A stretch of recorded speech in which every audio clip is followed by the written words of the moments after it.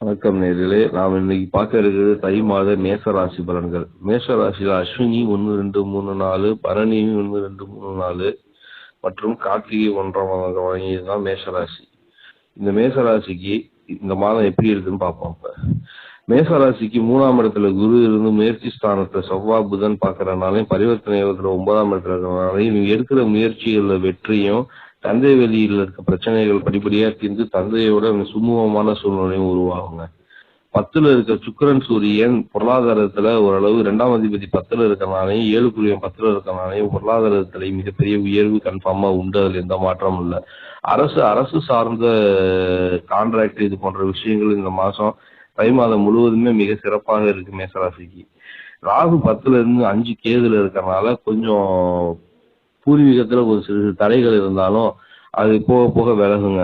5ல கேது இருக்கறனால குலதெய்வ வழிபாடு மிக சிறந்தது. 9ஆம் இடத்துல குரு பார்த்து 5ல கேது இருக்கறனால குலதெய்வ வழிபாடு செய்யறது மிக சிறந்த அமைப்பா இருக்கு. என்னதான் இருந்தாலும் விரைச்சனி இப்ப ஆரம்பிக்கிறனால ஜாமீன் கையெழுத்து போடுறது, பழகுறவங்களோட கொஞ்சம் பார்த்து பழகுறது நல்லதுங்க. வெளிநாட்டுல இருக்கவங்களுக்கு கொஞ்சம் சிரமமான மாதமா இருந்தாலும் போக போக சரியாயிடும்.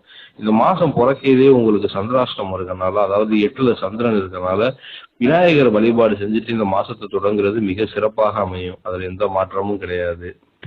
மேசராசி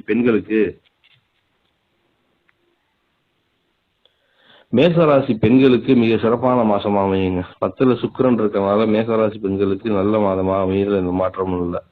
மேசராசிக்காரங்க தொலைதூரம் போற வர்றதுல ரொம்ப கவனமா இருக்கணுங்க. கால் பற்றிய விஷயங்கள்ல ரொம்ப ஜாக்கிரதையா இருக்கிறது நல்லது. இந்த மாசம் தொடக்கையில காலில் சின்ன சின்ன சுருக்குகள், காலில் காயங்கள்லாம் ஏற்படுறதுக்கு வாய்ப்பு இருக்கறனால காலை ரொம்ப பத்திரமா பார்த்துக்கிறது நல்லது.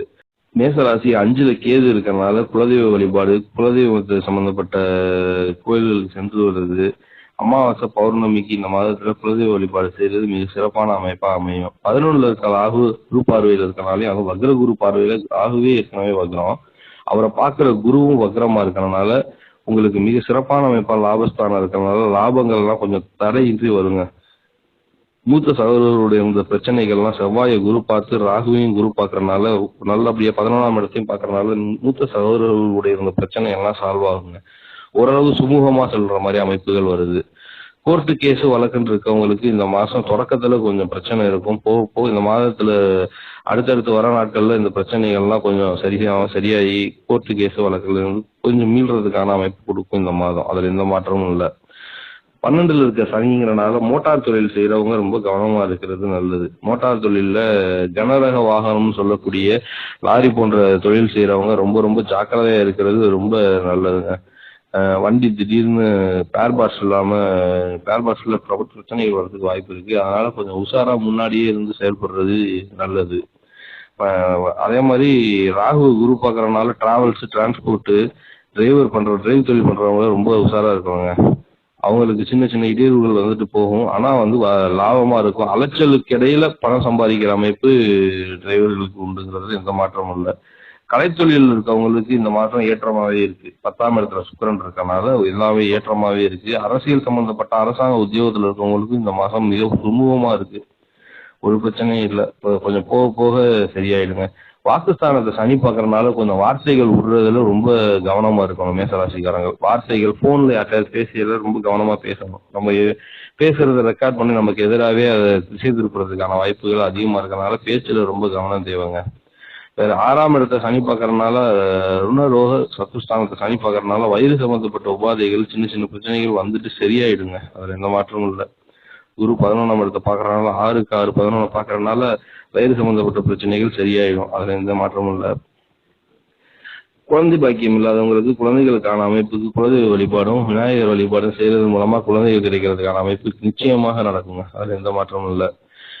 அப்புறம் திருமணத்துக்காக காத்திருக்கவங்களுக்கு இப்ப வரன் பார்க்க ஆரம்பிக்கிறது அதாவது இந்த தை 3ஆம் தேதியிலேருந்து ஆரம்பிக்கிறது நல்லதுங்க. ஏன்னா 1, 2 சந்திராஷ்டமம் வரனால அந்த 2 நாளை விட்டுட்டு பொங்கலுக்கு கழிச்சு தை பிறந்தால் வழி பிறக்கும்னு பொங்கல் முடிஞ்சதுக்கோட பொண்ணு பார்க்க ஆரம்பிக்கிறது இந்த வருஷத்துக்குள்ள திருமணமும், அதாவது 2ஆம் திருமணம் காத்திருக்கவங்களுக்கு 100% திருமணமும் நடக்கிறதுக்கான அடியை இந்த மாசம் போட்டு கொடுக்கும்.